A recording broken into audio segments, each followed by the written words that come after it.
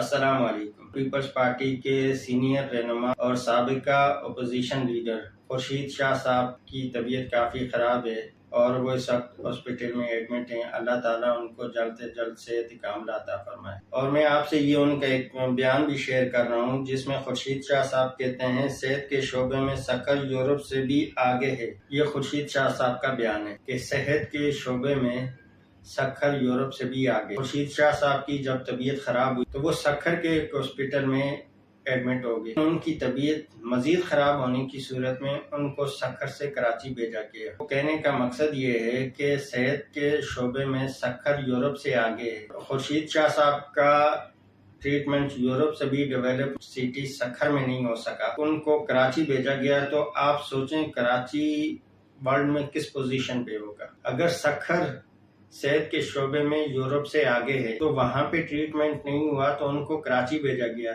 तो आप इमेजिन करें कि फिर कराची का क्या लेवल होगा पीपल्स पार्टी की नजर। इससे आप पीपल्स पार्टी की सोच का अंदाजा लगा सकते हैं कि पीपल्स पार्टी की नजर में जना मेडिकल सेंटर दुनिया की किस पोजीशन पे होगा। यानी कि दुनिया के तमाम डॉक्टर्स, दुनिया की तमाम मेडिकल फैसिलिटीज जना के सामने कुछ नहीं होंगी। जिन लोगों ने जना मेडिकल सेंटर देखा है वो इस चीज को इमेजिन कर सकते हैं कि पीपल्स पार्टी की क्या सोच। और मैं ये जना मेडिकल सेंटर कराची की बात कर रहा हूँ। जिन्होंने जना हॉस्पिटल कराची नहीं देखा तो उनको तो इस चीज का अंदाजा नहीं होगा।